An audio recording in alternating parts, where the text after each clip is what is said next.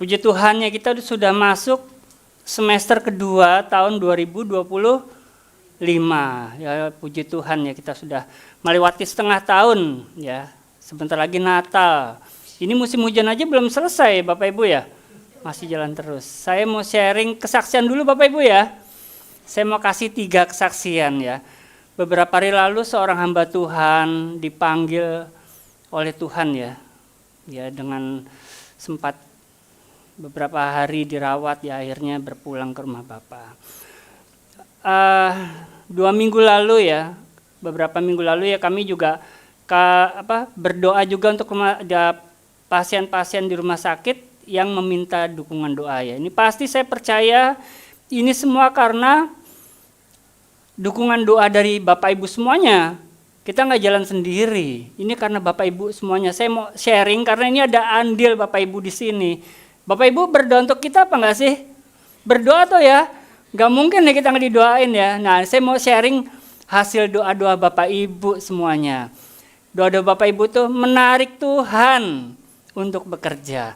Ada seorang bapak ya, sudah tua loh Bapak Ibu ya. Koma ya, sudah koma. Saya tuh kalau berdoa tuh Tuhan beri kami penyakit yang parah gitu ya, supaya mujizatnya juga besar gitu loh ya. Kalau dulu saya, Tuhan tolong Tuhan, biarlah kami mendoakan anak-anakmu yang pilek gitu ya. Atau yang baru melahirkan gitu ya. Kan senang sekali mereka bahagia ya. Ya maksimal tipes lah ya, atau demam berdarah gitu ya. Jadi gak berat-berat. Sekarang doanya ganti ya Bapak Ibu ya. Nah, beberapa minggu lalu tuh ada seorang bapak, udah cukup berumur ya. Koma, mulutnya sudah dimasukkan oleh alat-alat juga, oleh selang. Bahkan mulutnya nggak cuma dikasih selang Bapak Ibu, ditutup sama kasa loh. Saya nggak tahu juga penyakitnya apa gitu ya. Udah banyak. Minggu lalu, hari Senin kemarin saya lihat bapak itu dibangunkan Tuhan. Wah, puji Tuhan. Bapak yang kemarin sudah tua, yang matanya sudah putih semua itu loh Bapak Ibu, sudah pulang. Puji Tuhan. Saya senang sekali. Itu kesaksian pertama dari doa Bapak Ibu semuanya itu. Yang kedua, 2 minggu lalu, jadi SOP itu apa ya SOP? Kayak apa SOP itu ya? Sonopres ya. Jadi standar operasi, ya prosedur. Ya, kami kalau berdoa rumah sakit ya paling enggak tangan diberi sanitizer dan masker. Jadi saya kalau ngomong-ngomong sama Pastor Gary itu jangan wek gitu aja. Jadi kalau ada pasien senyum nih, kita bisa senyum bisa enggak, kan enggak ada yang tahu ya kan Bapak Ibu ya. Nah, 2 minggu lalu kami berdoa untuk seorang pria masih muda kok. Ya, badannya kurus ya. Ya lebih gemuk dari saya sih ya. Ya, dia ditemani oleh mamanya. Terus itu giliran saya loh Bapak Ibu ya, giliran saya untuk mendoakan. Kan gantian ya, Pastor Gary, saya. Nah itu giliran saya. Terus saya mulai dekatin pria itu ya, cowok itu ya. Saya ngomong gini, langsung saya dipanggil sama mamanya. Pak Pendeta, dia ini tuli sejak lahir. Oh. Terus saya mau baca firman, baca gimana ya kan? Akhirnya, waduh, saya tepok jidat di dalam roh ya, saya tepok jidat ya. Di manusia roh saya tepok, aduh gitu ya. Ya udah saya bacakan firman Bapak Ibu. Ya, nah, mungkin gitu ya, mungkin dia cuma ngelihat masker saya goyang-goyang ya. Wah, habis itu kita doakan haleluya amin. Udah kita pulang. Senin kemarin loh ya. Dia masih ada tapi lebih gemuk. Ya lebih gemuk, udah lincah, udah sehat gitu loh ya. Ditemenin oleh saudaranya kalau nggak salah cowok ya. Cowoknya juga ya senyum-senyum gitu ya, happy-happy bener ya. Mungkin udah mau pulang ya. Waktu itu, ya kan kalau berdoa saya Pastor Gary. Nah itu giliran Pastor Gary. Saya dalam manusia roh saya ngomong sama Pastor Gary, kapok kon. Iya Pastor Gary itu langsung, Pastor Gary juga setelah doa itu juga ngomong, wah tuli rek gitu kan. Kapok. Gini Bapak Ibu, dibacakan firman, tetap dibacakan firman loh. Tetap dibacakan firman, mau dengar nggak dengar, koma pun kita bacakan firman, supaya bangun. Ya itu dibacakan firman sama Pastor Gary, langsung berdoa. Ya kita berdoakan sebanyak mungkin tidak menyentuh pasien, kecuali kalau sudah koma sekali saya berani, Pastor Gary berani kita peluk gitu ya. Nah ini apa? Pastor Gary langsung berdoa, ya saya berdoa juga, saya ya setengah ketawa gitu loh. Panganan gitu kan. Pastor Gary begini mendoakan gitu loh ya, mendoakan. Terus dia kan berdoa Tuhan Yesus. Ini dengerin Bapak Ibu ya. Pastor Gary mendoakan Tuhan, terima kasih ya. Haleluya. Amin. Tahu nggak? Si Tuli ikut ngomong amin. Kupingnya terbuka loh Bapak Ibu. Hati-hati ya. Dengarlah firman Tuhan. Kuping aja bisa bolong sejak lahir. Saya lihat kupingnya loh Bapak Ibu. Nggak ada alat bantu dengar loh. Jadi kalau yang khotbah mending nggak usah dengerin lah, main handphone aja. Justru firman itu memiliki kuasa mencipta. Dengarlah firman, siapapun yang khotbah, yang membicarakan firman, ada kuasa terlontar. Saat ibadah Hosokana dulu masih sedikit ya, ada seorang ibu tunanetra Bapak Ibu, sejak dari belia. Tunanetra, dia datang pertama kali ditemani oleh sahabatnya. Datang itu dibimbing. Datang duduk ibadah, kalau berdiri diajak berdiri. Tunanetra. Selesai kita doakan. Tahu gak, pulang di mobil bisa ngelihat Bapak Ibu. Minggunya lagi datang. Minggu selanjutnya nggak pernah datang karena diajak keliling gereja-gereja besar katanya sampai ke Jakarta untuk bersaksi. Saya percaya di sini bahkan orang mati pun nanti akan dibangkitkan Bapak Ibu. Banyak orang dari seluruh dunia akan datang ke tempat ini, siapkan rohmu. Akan mencari Tuhan dari seluruh dunia nanti ke tempat ini. Setelah tahun baru saya dengan jemaat di sini ke rumah sakit Bapak Ibu, mengantar ke rumah sakit. Di ruang IGD, ini ya, di ruang IGD. Kami menunggu orang yang kami antar di rumah sakit itu Bapak Ibu. Di satu ruangan IGD, ada rombongan keluarga nangis Bapak Ibu. Kami lihat ternyata anak kecil mungkin Timothy kali ya, lebih kecil sedikit mungkin ya. Tahu ke Bapak Ibu, ada dokter, ada suster, dia lagi ambil nafas buatan ini, CPR. Jadi keluarganya itu dari keluarga orang nggak kenal Tuhan. Terus saya sama teman-teman ini yang jemaat ini kita duduk di luar aja, kita karena masih nunggu yang kita antar diperiksa. Akhirnya pecah tangisan Bapak Ibu. Apa yang terjadi Bapak Ibu? Si bayi itu meninggal. Saya lihat dari itu kamar ICU-nya itu IGD ya, IGD-nya itu ada pintunya untuk yang serius itu ya. Akhirnya pintunya dibuka, mereka pada nangis-nangis Bapak Ibu. Tinggal 1 atau 2 orang aja. Terus saya sama jemaat itu nengok ke kacanya itu loh. Ya yang nunggu itu ya, jadi bayinya sudah didiemin gitu ya. Sudah nggak ada dokternya, yang lain pada nangis. Saya bilang, meninggal kali ya. Saya tanya Bapak Ibu sama keluarganya, kenapa? Dengan bahasa Madura ya, logat Madura, dibilang sudah meninggal katanya Om. Sakno, masih kecil Bapak Ibu. Tahu gak Bapak Ibu apa yang kami lakukan Bapak Ibu? Dari depan pintu yang ditutup kami berdoa Bapak Ibu. Untuk anak yang sudah mati ini. Kami berdoa, memohon belas kasihan Tuhan. Tahu gak Bapak Ibu? Hidup lagi loh Bapak Ibu. Beri tepuk tangannya buat Tuhan Yesus yuk. Saya pertama kali itu ngelihat peristiwa Lazarus di depan saya, Bapak Ibu. Nanti akan banyak orang mati dibawa ke sini dibangkitkan loh. Saya percaya. Mari Bapak Ibu kita serius, ada Tuhan di sini. Saya mengucap syukur banyak sekali. Kalau kita mau cerita tuh banyak di rumah sakit, banyak sekali. Pastor Gary setelah dia berdoa dalam nama Tuhan Yesus, haleluya, amin. Si Tuli itu ngomong amin Bapak Ibu. Dia langsung noleh ke saya juga, loh ya aku gak tahu apa-apa, aku di belakang kok. Bisa melihat lagi. Bisa mendengar Bapak Ibu. Sakitnya sembuh, bonusnya tulinya dihilangkan Tuhan. Sejak lahir loh. Ini gak ada orangnya Pastor Gary ini. Jadi pulang itu, waduh, kita udah ngelihat orang mati dihidupkan di depan kita.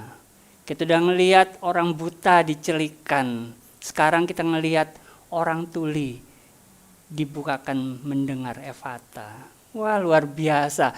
Saya sama Pastor Gary kita happy kita pulang. Kalau Bapak Ibu mau melihat banyak mujizat, datanglah berdoa bersama kami. Sebenarnya saya banyak, kesaksian-kesaksian tuh banyak banget saudara. Banyak banget ya. Tapi nggak mungkin saya ceritakan semuanya di sini. Wah happy bener, seger. Ya, jadi walaupun capek berdoa gitu ya, ngelihat mesin-mesin yang bunyinya mengerikan, itu bisa bersuka cita. Dan saya percaya, karena Tuhan ada di tempat ini, Dia pasti juga menyertai Bapak Ibu juga. Kalau ada orang sakit, doakan, jangan takut. Karena ya energinya adalah energinya Tuhan Yesus, bukan energi saya, bukan energi Bapak Ibu. Ya, yang dibutuhkan berserah dan percaya. Karena tanpa percaya nggak ada seorang pun yang bisa menyenangkan Tuhan. Beribadalah di tempat di mana ada kuasa Tuhan itu nyata. Ya, jangan beribadah di tempat-tempat yang konflik, yang mementingkan hal-hal dunia. Carilah kerajaan sorga, carilah firman yang murni, karena di situ ada keselamatan dari Tuhan. Saya mengucap syukur untuk itu. Mari Bapak Ibu, tema bulan ini masih mengikuti tema bulan lalu, karena request ya. Mazmur 35 ayat 7, Pak Hendro. Serahkanlah hidupmu kepada Tuhan dan percayalah kepadanya dan Ia akan bertindak.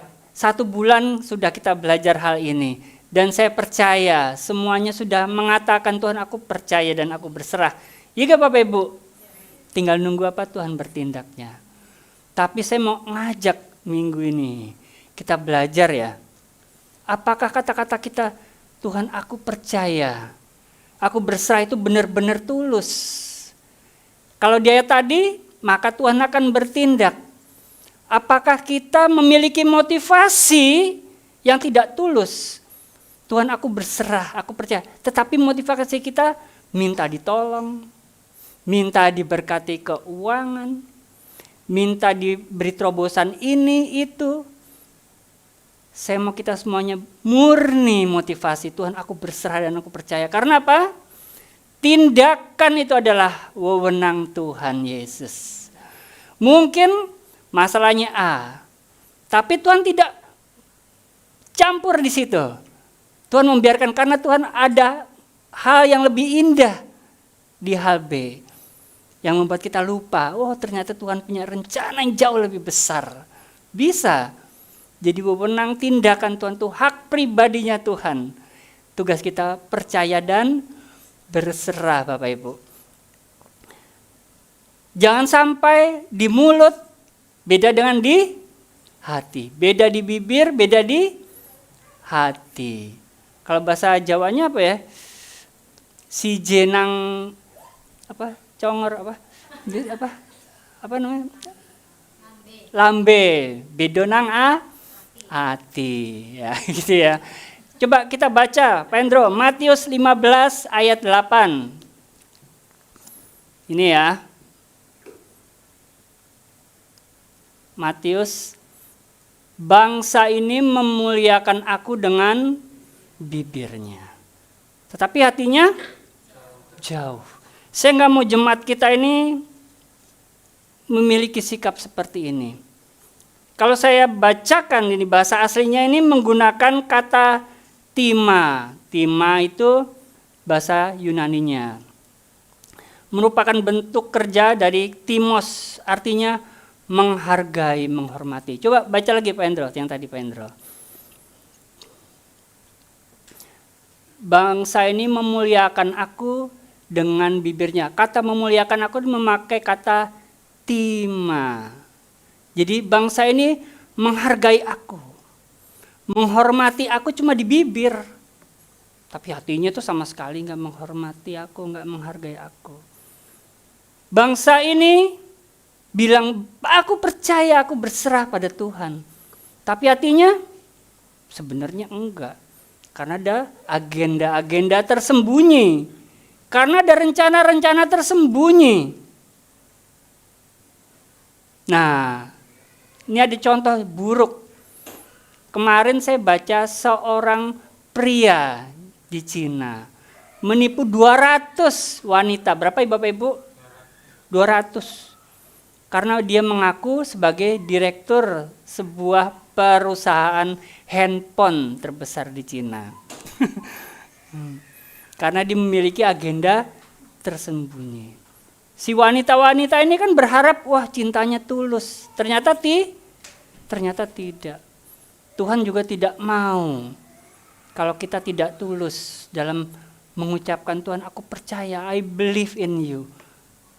Aku percaya, aku berserah kepada Engkau. Katakan dengan tulus Bapak Ibu. Ya Bapak Ibu ya, sama-sama kita belajar. Tuhan, wes aku mau tulus Tuhan. Nanti aku udah aku nggak penting Tuhan, bertindaknya itu Engkau. Yang penting aku mau berserah, aku mau percaya.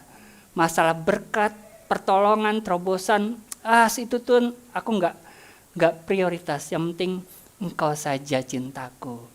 Gitu loh. Bapak Ibu mau nggak kalau cintanya ternyata nggak tulus? Mau? Nggak mau. Kita mau cinta tulus. Ada chemistry, ya. Ada hubungan batin. Itu indah sekali.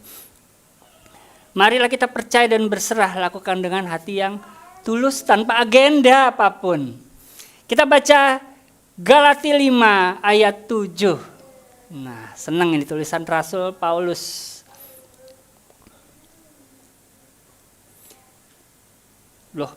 Galatia 6 ayat 7, sorry Pak Andro, salah saya. Galatia 6 ayat 7.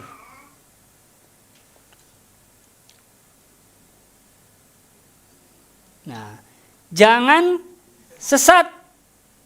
Allah tidak membiarkan dirinya dipermainkan. Karena apa yang ditabur orang itu juga yang akan dituainya. Kata jangan sesat. Ini memakai kata, ada gambarnya Pak Hendro, saya minta tolong Pak Hendro. Ini dia.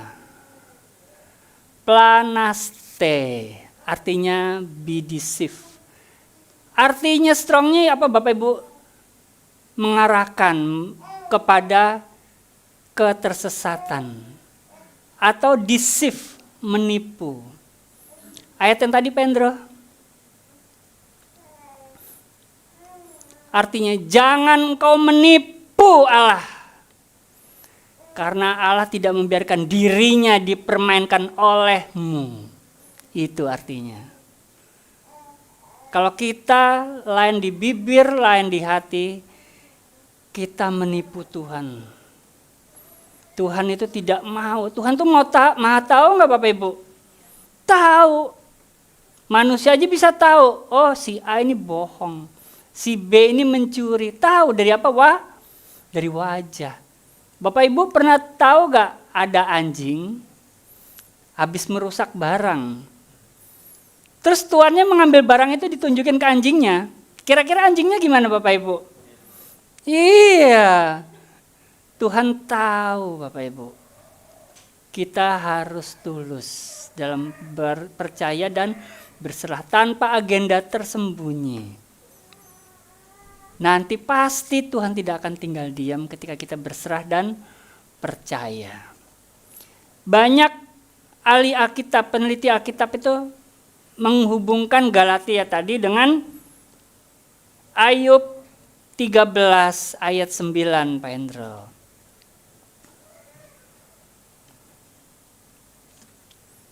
Ini dalam konotasi Galati tadi ya. Ayub 13 ayat 9. Nah ini dia.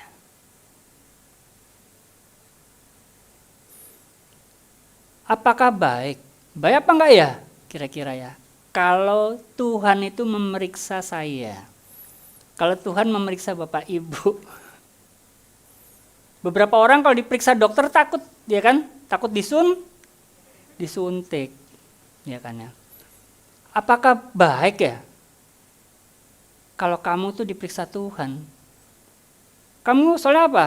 Kamu tuh bisa apa enggak sebenarnya menipu Tuhan seperti engkau menipu manusia? Karena Tuhan Maha tahu.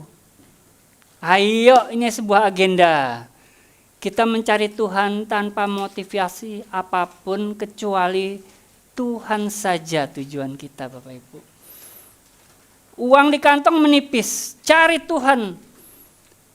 Kalau misalkan saya punya motivasi, supaya dompetku tebal kembali, itu sudah tidak tulus.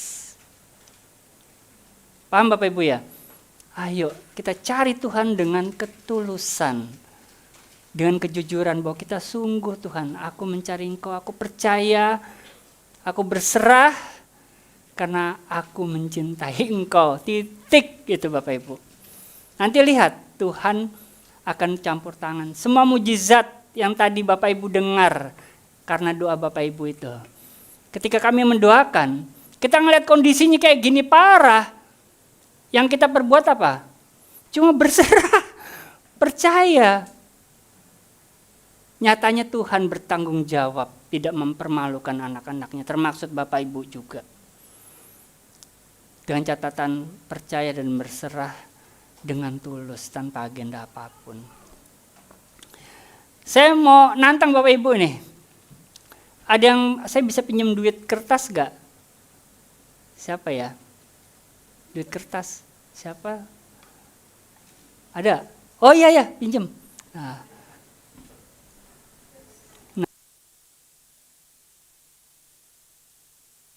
Nah ini ada uang 5.000 rupiah. Wah kalau ada uang lah pada lihat sini semua ya. Ini 5.000 rupiah ya. Ada gambarnya siapa nih? Idram Khalid ya. Nah ini. Coba saya mau lihat uangnya ini. Sebentar ya Bapak Ibu ya. Tolong dibantu ya. Nah ini. Ini Bapak Ibu. Ya oke ya.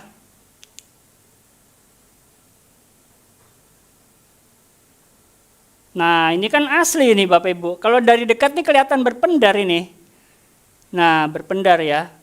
Coba di belakangnya. Nah ini loh. Daunnya berpendar, ini loh berpendar. Ini loh. Nah ini ada apa namanya? Kertas ininya juga. Nah ini ada apa namanya? Ada gambar-gambar ilustrasinya ini berpendar. Ini uang palsu. Ini uang asli. Kalau ini uang asli, ada nilainya enggak? Ada ya? Bisa buat beli apa? Pentol.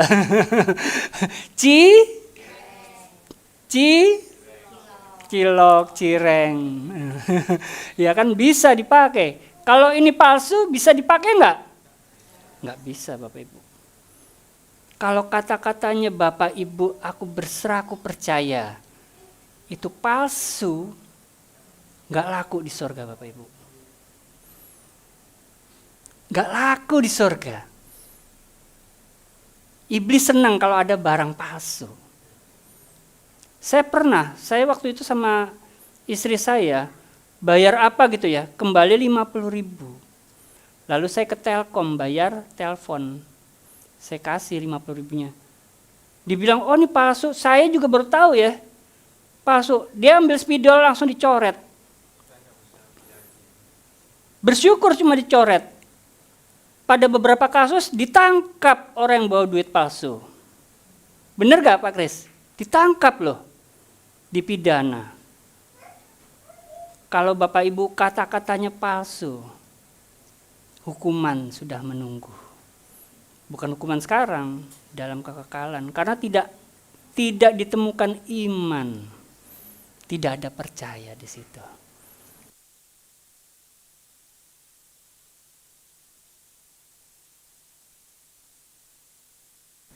Sangat membantu. Mari kita tulus ya, asli kata-kata kita. Kita baca, ini sebuah tantangan buat kita semuanya. 2 Korintus 12 ayat 19 Pak Hendro. Nah ini penting ini.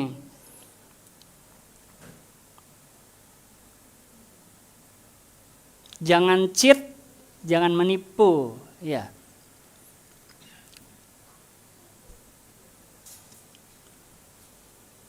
Oh, sorry Pak Hendro. Ayat 1 aja dulu Pak Hendro. Ayat 1 ya. Aku harus bermegah sekalipun memang hal itu tidak ada faedahnya. Gara-gara megang duit grogi saya Bapak Ibu. Sekalipun memang hal itu tidak ada faedahnya. Loh, aneh. Namun demikian aku hendak memberitakan penglihatan dan pernyataan-pernyataan yang kuterima dari Tuhan. Tahu gak Bapak Ibu? Rasul Paulus itu diberi Tuhan mujizat banyak. Dia banyak dapat pernyataan penglihatan. Ini ayat 2 Pak Hendro. Aku tahu tentang seorang Kristen 14 tahun yang lalu. Dia sedang menceritakan dirinya sendiri ini. Ya. Entah di dalam tubuh aku tidak tahu, entah di luar tubuh aku tidak tahu, Allah yang mengetahuinya.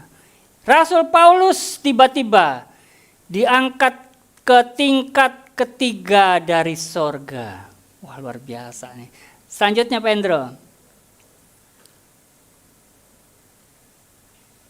Aku juga tahu tentang orang itu. Ya dirinya sendiri nih Rasul Paulus. Entah di dalam tubuh, entah di luar tubuh, aku tidak tahu, Allah yang mengetahuinya. Next Pak Hendro. Ia tiba-tiba diangkat ke Firdaus. Rasul Paulus diangkat ke Firdaus. Wah luar biasa. Kalau cuma wah Tuhan berkata, wah itu udah biasa. Ini diangkat ke Firdaus. Dan Rasul Paulus mendengar kata-kata yang tak terkatakan, yang tidak boleh diucapkan manusia. Wah hebat ini kata-kata suci kudus. Ayat 5 Pak Hendro. Atas orang itu aku hendak bermegah. Tetapi atas diriku sendiri aku tidak akan bermegah. Selain dari kelemahan-kelemahanku. Ayo kita bermegah aja yuk di hadapan Tuhan atas kelemahan-kelemahan kita. Next Pak Hendro. Sebab sekiranya aku hendak bermegah juga, aku bukan orang bodoh loh. Karena aku mengatakan kebenaran, tetapi aku menahan diriku. Supaya jangan ada orang yang menghitungkan kepadaku lebih daripada apa yang mereka lihat padaku atau yang mereka dengar daripadaku. Tutup Pak Hendro. Sekarang terbalik. Orang-orang melihat kita itu lebih kaya dibanding keadaan sebenarnya. Ya, kita diajak makan teman di tempat-tempat yang mewah, kita foto. Wah, sepertinya sukses ini. Padahal diajak teman makan, ya kan? Wah, posting lagi naik Mercedes. Wah, padahal naik bis kota. Rasul Paulus tidak seperti itu tadi. Tadi Pak Hendro. Ini loh penipuan-penipuan dalam media sosial. Wah, sepertinya sukses. Real itu wah sukses, ketawa-ketawa, senyum-senyum, padahal siapa tahu hatinya menangis Bapak Ibu. Hampir semua orang-orang yang joget-joget kayak lucu itu hanya konten. Ini ya. Aku menahan diriku supaya jangan ada orang yang menghitung, memperkirakan aku lebih daripada yang mereka lihat. Ya. Atau yang mereka dengar. Oke Bapak Ibu ya. Jangan banggakan seperti itu ya. Kalau Bapak Ibu bisa beli cireng, ya udah makan cireng foto nggak apa-apa. Jangan cireng dipotong fotonya, cik cik cik cik cik. Wah, langsung di Pizza Hut. Ya kan? Wah, lagi melaku begini-gini di foto. Dipotong cut, lagi di Swiss. Wah, ditempel. Wah, lagi ada di Menara Eiffel. Padahal lagi fotonya di mana? Di Sutet. Ya kan? Diganti Sutetnya dengan Menara Eiffel. Ya. Oke, Bapak Ibu ya, paham ya? Next lagi Pendro. Wah, makin banyak penipuan ini. Next.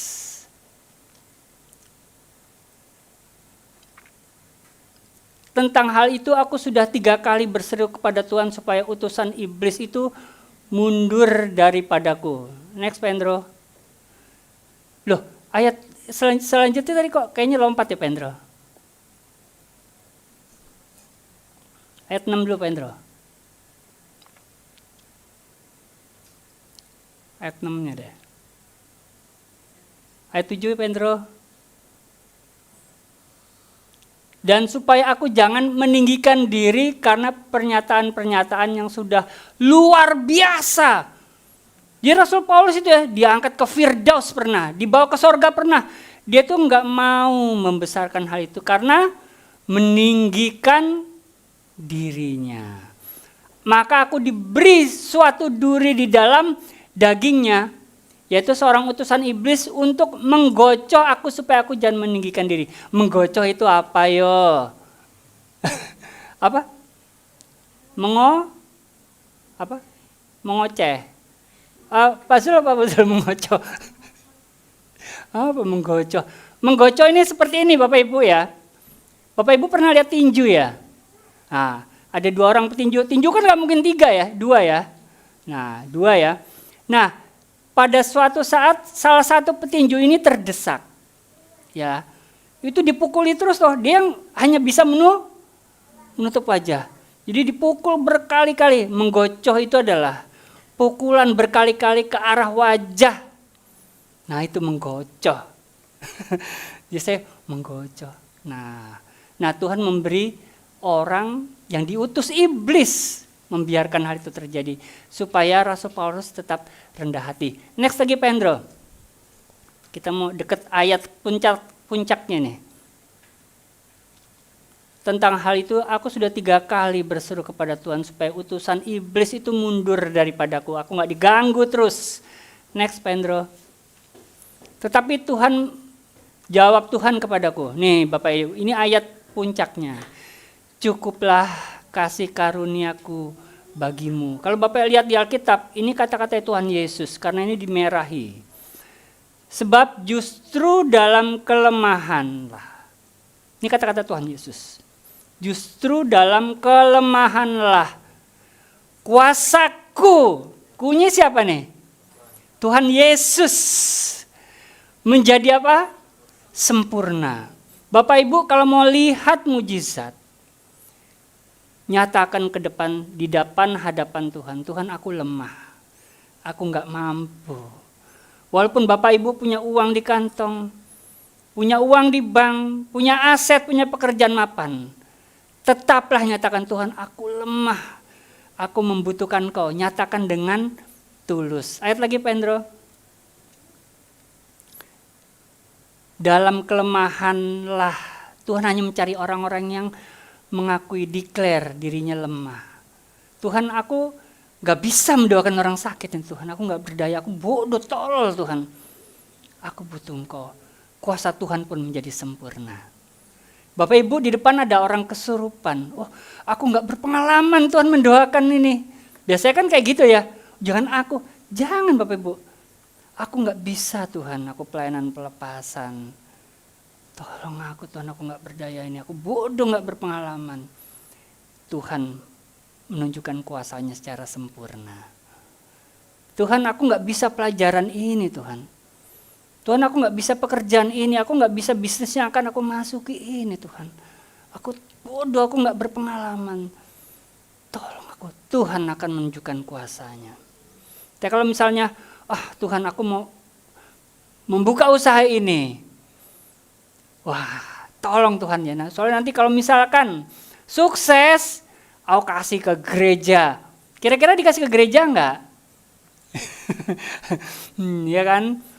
Aku akan tambah bersungguh-sungguh mencari engkau. Kira-kira tambah bersungguh-sungguh mencari engkau enggak? Itu loh raja yang mengundang anaknya untuk menikah, tamu-tamunya beralasan apa? Baru buka ladang, nggak bisa, ya kan ya? Punya pekerjaan, baru menikah. Wah, justru menghambat mereka datang kepada Tuhan. Ayat ini, begitu kita bilang, Tuhan aku lemah, tolong aku. Tuhan menolong. Ayat tadi Pak Endro? Sebab itu terbisuka aku bermegah dalam kelemahanku. Di depan Tuhan loh ya. Di depan Tuhan ya. Supaya kuasa Kristus turun. Kalau menaungi itu ada di atas apa di bawah? Di atas ya. Kira-kira menaungi itu kalau ada apa sih?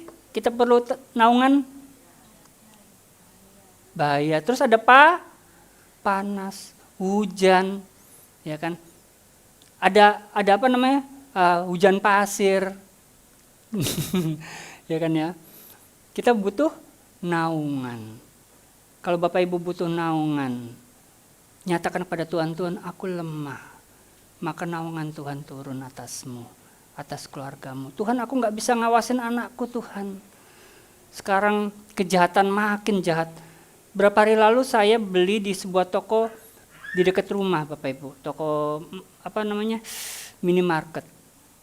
Di depan kasir loh Bapak Ibu ya. Itu dijual alat kontrasepsi. Kalau rokok ditulis usia berapa tahun dilarang beli. Kalau minuman yang beralkohol ditulis minimal berapa tahun tidak boleh membeli. Tapi alat kontrasepsi ada tulisan itu kan Bapak Ibu?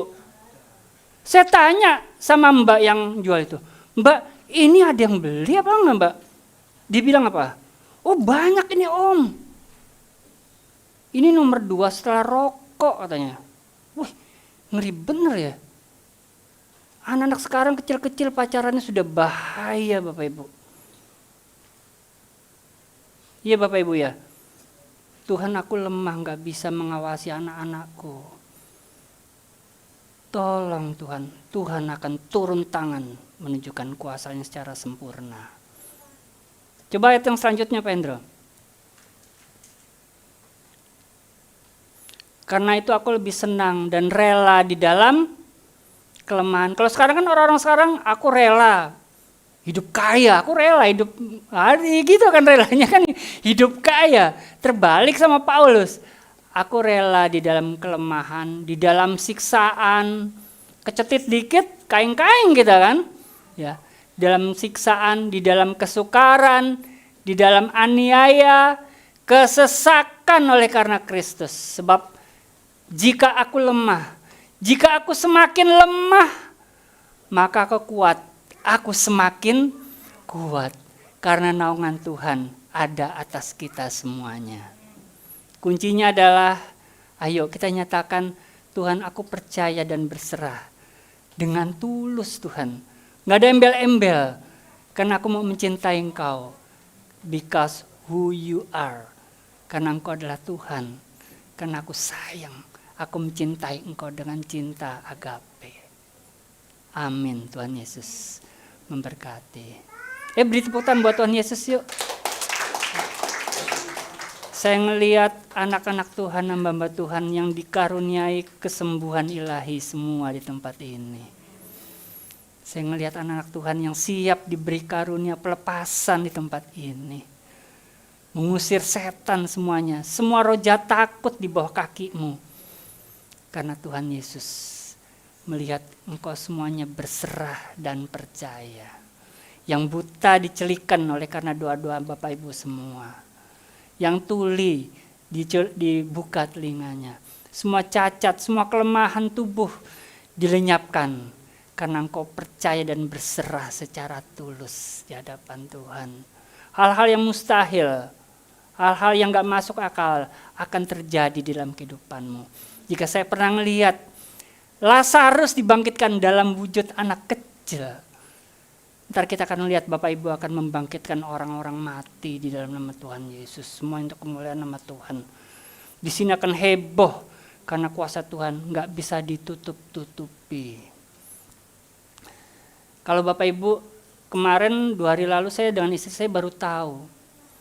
Jika engkau memiliki iman sebesar biji sesawi, yang bisa dipindahkan itu apa sih? Gunung, Rek. Nah, istilah memindahkan gunung itu saya sama istri juga baru tahu pada saat itu. Ternyata dalam budaya, dalam kebudayaan masyarakat Israel, ya, itu bukan memindahkan gunung, tapi mencabut gunung, Bapak Ibu. Aslinya, mencabut gunung. Jadi mencabut gunung adalah menjadi orang-orang yang mampu melakukan hal-hal yang spektakuler. Misalkan, semua orang pada takut nih pada saat perang kemerdekaan. Terus ada seorang pemuda namanya Soekarno. Berani ngomong proklamasi. Itu kan sudah jadi sasaran tembak, ya gak? Nyawa itu. Nah, itu adalah orang-orang yang mencabut gunung. Bapak Ibu, wah aku orangnya kok biasa-biasa. Jadilah orang mencabut gunung di dalam kelemahanmu. Aku mau berpuasa. Aku mau berdoa dengan sungguh-sungguh. Silahkan menjadi orang yang mencabut gunung. Maka itu, ayo kita percaya berserah dan engkau mampu juga. Dengan iman kecil aja engkau bisa menjadi orang-orang yang memindahkan gunung. Tuhan Yesus memberkati. Saya minta nanti Burus yang mengedarkan perjamuan Burus ya. Tuhan Yesus, kami mengucap syukur Tuhan, kami akan menikmati tubuh dan darah-Mu. Biarlah kami semuanya Tuhan boleh dengan ringan, dengan lantang berkata, Lord, Lord, I surrender, aku menyerah Tuhan. I believe in you, aku percaya padamu ya Tuhan. Tanpa motivasi, tanpa tendeng aling-aling, tanpa rencana-rencana apapun Tuhan. Walaupun banyak kelemahan yang ada pada kami, walaupun banyak kebutuhan yang mendesak yang ada pada kami, tapi biarlah Tuhan kami tidak menjadikan itu sebagai motivasi kami dalam mencari Engkau. Biarlah kami boleh berkata, aku percaya, aku berserah, karena memang aku pantas untuk menyerahkan diriku padamu, karena pantas aku percaya hanya kepadamu. Masalah engkau akan bertindak menurut versimu, biarlah itu adalah wewenangmu, kehendakmu. Karena jika kami berpikir tindakanmu seperti skenario pikiran kami, tindakanmu kelak akan seperti apa yang kami idam-idamkan. Kami terlalu miskin untuk skenario. Kami terlalu miskin untuk rancangan-rancangan itu. Karena yang akan kau kerjakan jauh lebih sempurna dibanding apa yang kami harapkan, apa yang kami prediksi. Terima kasih Bapa, kami memiliki Allah yang menyempurnakan kuasa-Mu ketika kami berkata, aku lemah Tuhan. Aku hanya mampu bersandar, bergantung di dalam Engkau. Hanya Engkau tempat kami mencari perlindungan, mencari naungan. Biar kami boleh bersuka cita di dalam Engkau. Bukan karena apa yang akan Kau kerjakan, tetapi kami memang pantas untuk bersuka cita. Karena kami sudah melepaskan semua beban kami melalui iman dan percaya dan berserah kami. Dan kami percaya dengan hasil tindakan-Mu pasti sempurna bagi kehidupan kami dan keluarga kami. Kami mau menikmati tubuh dan darah-Mu. Ini adalah darah-Mu dan tubuh-Mu, kami percaya kami tidak makan roti dan anggur lagi. Tetapi kami boleh menyatu dengan Engkau, manunggal. Seperti suami istri boleh manunggal dengan Engkau. Tidak dapat dipisahkan lagi. Terima kasih Bapak, di dalam nama Tuhan Yesus, haleluya, amin.